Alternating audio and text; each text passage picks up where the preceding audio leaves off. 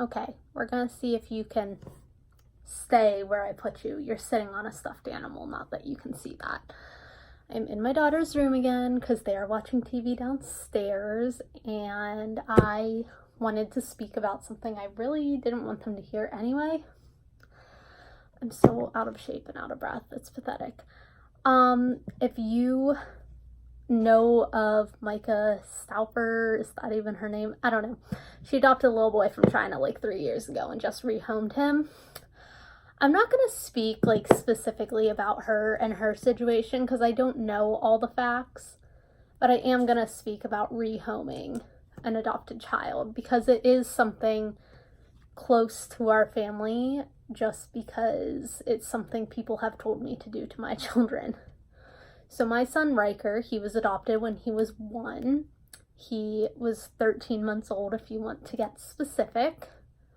But mentally, he was like 8 or 9 months. They didn't really know. And it wasn't really because of any disease or anything. It was just he was delayed because he was neglected. And when I split with my then husband, someone said I should rehome him and ask for a better, more normal child.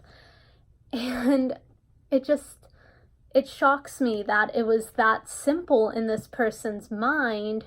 And I will say this person is a family member. Don't consider them a family member anymore, but they're a family member. And the fact that they were able to just sit there and be like, yeah, just rehome him, get a new kid, as if it was like a t-shirt or something, it disgusts me. And all this rehoming conversation and people talking about her rehoming him and supporting her in her decision just annoys me so much because you don't turn your back on your kid. And like I said, I don't know all the specifics of her exact case, so I'm going to talk about our case. Like I said, my son was super behind. He didn't walk, didn't talk. Like, I don't remember if he could even sit up. I'm pretty sure that was something we had to start with too. Like, I had to teach him to be a 1-year-old. And we didn't give up. We got him in speech therapy. We got him in physical therapy. We did early development, early intervention, that's what it's called. And all of this you can get coverage for. If you can't afford things like this, there are different programs, sorry, I couldn't think of the word, out there to help you.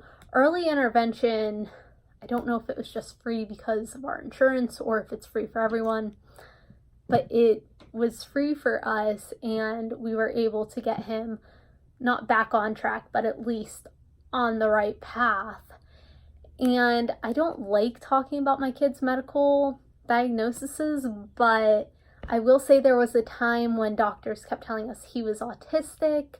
Now he's 5, and I've realized that might be true, it might not. We haven't gotten a firm diagnosis, but they thought he was autistic. They just thought he was neglected. There were tons of different reasonings that he was so far behind. And at the end of the day, it didn't matter to me because he's my kid. He was adopted. He is my child. And it didn't matter if he had any disease, if he became violent, because people are claiming that Huxley, that's Micah's son, that he became violent towards her other kids, as she always calls them on social media. I will say this, she always refers to her biological kids as my bio kids, and Huxley was always my adopted son. And that irks me more than anything. I can't stand when people are very specific about biological versus adoption, because at the end of the day, that's not what makes a family. And if you're an adoptive mother, you should know that's not the proper way to talk about your children. And maybe it was just because she's a social media star, but I feel like that's more of a reason to put an emphasis on he's my son, not he's my adoptive son. I never got a good feeling about her adopting him from day one. The whole adoption video just seemed very fake to me. I don't know. Like I said, I don't want to talk about her story. I want to share mine. Rehoming a child is not a simple thing. I never actually went through with it, never even looked into it, but I'm assuming it would hurt the kid a lot. And I'm about to compare kids to cats, and I'm sorry, it's gonna happen right now. We rehomed our cat last summer because he attacked Grant, who was 1 at the time, just randomly. The cat was playing in one room, Grant was playing in the other, and I think Grant said, yeah, and the cat came and attacked him. That was not the first time that the cat attacked someone. He attacked me, and I ended up in the hospital for a week with cat scratch fever. He's attacked my mom, my grandmother, my other children, and attacking the baby was the last straw. So I understand removing violent things, but this was a cat. Cats cannot get therapy. Children, however, can. I'm studying to be a child life specialist, and I can tell you that there are all kinds of avenues you can go down before you have to get rid of your kid. There are even institutions, not that I really promote them, but there are institutions that you can send your child to, and they can be taken care of there and taught simple life skills. There are schools for autistic children. There are schools for special needs children. There are special needs programs. There are therapies. All of these things could have been done. I saw recently that she posted out there that it's too expensive. One of the things was too expensive. I don't remember what it was. And as she was talking about this, she was getting her house remodeled. They had bought a new house, all these expensive things. They went on vacation to Bali or something like that, some exotic world, and her son was too expensive.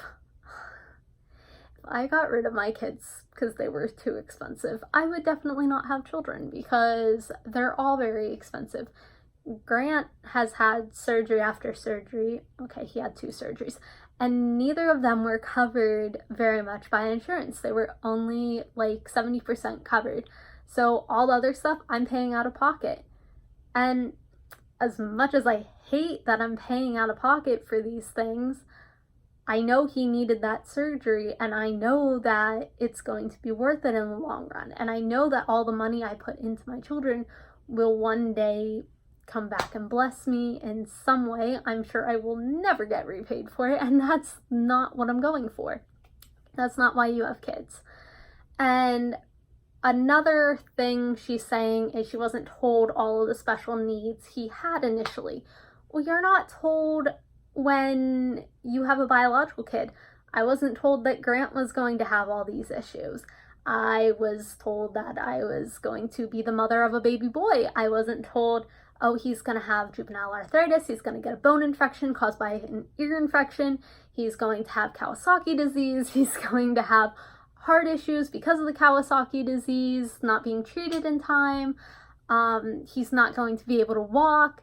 I was never told any of this, and that's okay.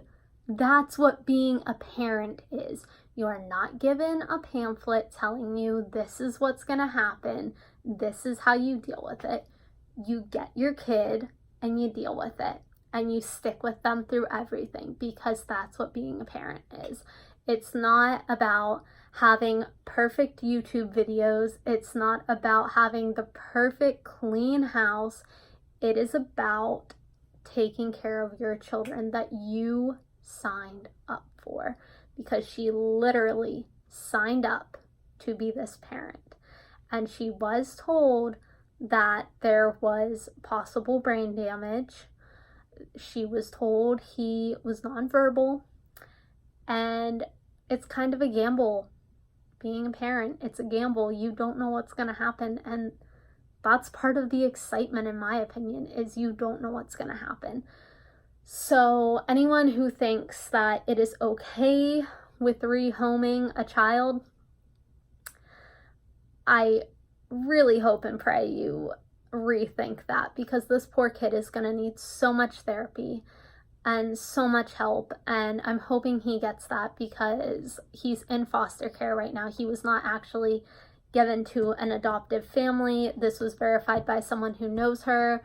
I'm not spreading that rumor. It was verified that he is in a foster family right now, and it breaks my heart to know that he's going through this again, and he's only 4 years old. And it breaks my heart to know that when my son was only 2, people thought I should do this to him just because he wasn't perfect. And I am so thankful that I stuck it out, because that kid, well, first of all, he cleaned my whole living room because he wanted a few bucks, but he makes my life. They all 4 do. And that's why you become a parent, for these awesome moments, like getting your living room clean, or seeing them ride their bike the first time, taking their first steps, learning their first words. And she's gonna miss all that, and you know what, that's on her for not wanting to stick it out. Okay, I will see you guys next time. Bye.